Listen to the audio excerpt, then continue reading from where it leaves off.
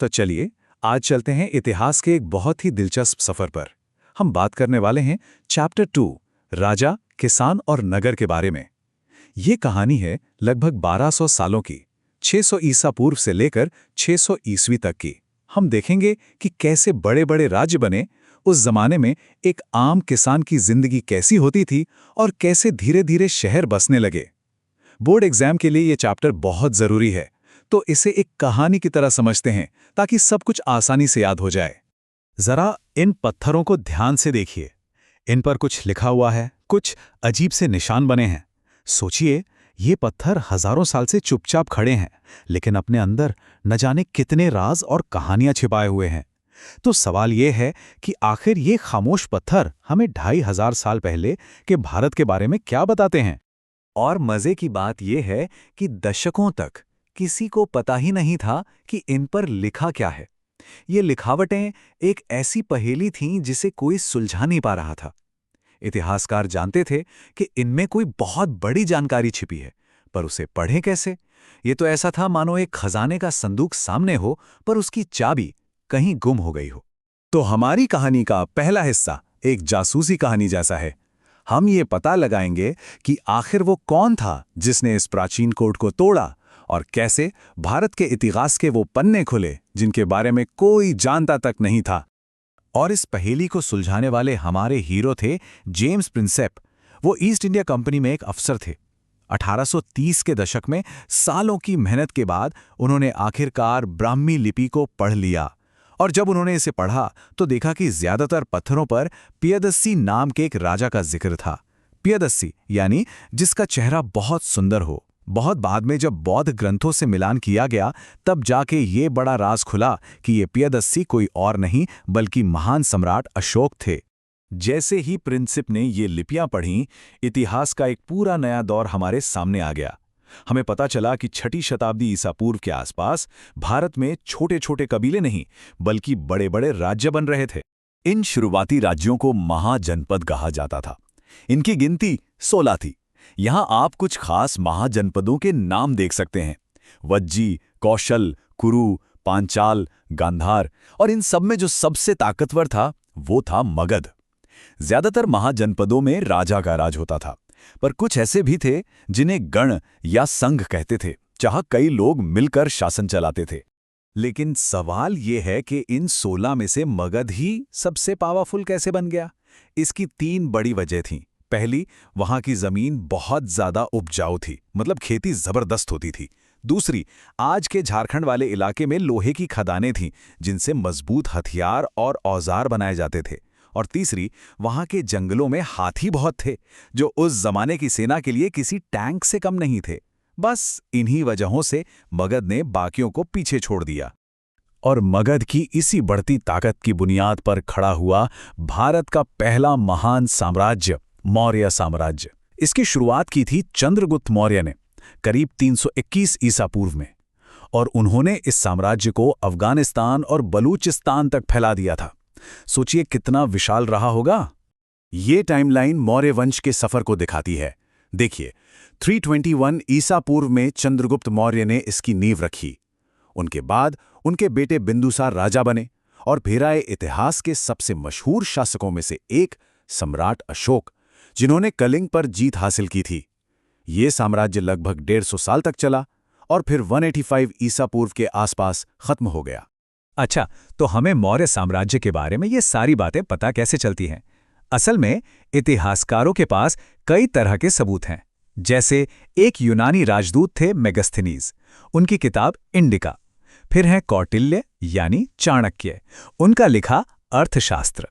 जैन और बौद्ध धर्म की किताबें भी बहुत कुछ बताती हैं। और इन सबसे बढ़कर खुद सम्राट अशोक के लिखवाए गए वो अभिलेख जो हमें पत्थरों और खंभों पर मिलते हैं। अशोक सिर्फ एक महान विजेता नहीं थे। कहते हैं कलिंग की लड़ाई ने उन्हें पूरी तरह बदल दिया। इसके बाद उन्होंने एक नया रास्ता अपनाया जिसे धम्म कहा गया। ये कोई धर्म नहीं था, बल्कि अच्छी और नैतिक बातें थीं। जैसे यहाँ उनके एक अभिलेख में लिखा है कि हमें सभी धर्मों का सम्मान करना चाहिए, बड़ों का आदर करना चाहिए और अपने दासों और सेवकों से भी अच्छा बर्ताव करना चाहिए। ये राज करने का एक बिल्कुल नया तरीका था। चलिए अब अपनी नज़र थोड़ी देर के लिए राजाओं और उनके आलीशान महलों से हटाते हैं और बात करते हैं उन आम लोगों की जो इस साम्राज्य की असली जान थे। मतलब किसान, गांव के लोग और शहरों में रहने वाले लोग। आखिर उनकी जिंदगी कैसी थी? उस दौर में खेती में एक तरह की क्रांति आ गई थी। जैसा कि आप यहाँ देख सकते हैं, 3 बड़े बदलाव हुए। एक, लोहे की नोक वाले हल का इस्तेमाल शुरू हुआ, जिससे गहरी जुताई मुमकिन हुई। 2, धान की रोपाई की तकनीक आ गई, जिससे पैदावार कई गुना बढ़ गई। और 3, सिंचाई के लिए कुएं, तालाब और नहरें बनाई जाने लगी। इसी बढ़ी हुई खेती की वजह से इतने बड़े साम्राज्य और उसकी सेना का पेट भरना मुमकिन हो पाया था। लेकिन गांव में सब लोग एक जैसे नहीं थे। समाज में बहुत बड़ा फर्क था। एक तरफ थे गहपति जैसे बड़े और अमीर किसान, जिनकी अपनी जमीनें थी और जो गुलामों और मजदूरों से खेती करवाते थे। वहीं दूसरी तरफ भूमिहीन खेतीहर मजदूर थे, जिनके पास अपनी कोई जमीन नहीं थी। वो बस दूसरों के खेतों में काम करके किसी तरह अपना गुजारा करते थे। तो आम लोग अपने राजा के बारे में क्या सोचते थे? देखिए, सरकारी अभिलेखों में तो हमेशा राजा की बड़ाई ही मिलेगी, लेकिन असली कहानी हमें मिलती है जातक कथाओं और पंचतंत्र जैसी लोक कथाओं में। इन कहानियों से पता चलता है कि राजा और प्रजा के रिश्ते अक्सर तनाव भरे होते थे। कई कहानियों में राजा को लालची बताया गया है, जो बहुत ज्यादा टैक्स वसूलता था। एक कहानी तो ये भी बताती है कि कैसे एक राजा से तंग आकर गांव के सारे लोग अपना घर-बार छोड़कर जंगल भाग गए थे। तो गांव की जिंदगी देखने के बाद अब रुख करते हैं उस दौर के हलचल भरे शहरों की ओर। ये वो समय था जब नए नए शहर बन रहे थे और व्यापार पूरे भारतीय उपमहाद्वीप में तेजी से फैल रहा था। उस जमाने में भी व्यापार का एक जबरदस्त नेटवर्क बिछा हुआ था, जमीन पर भी और समंदर में भी।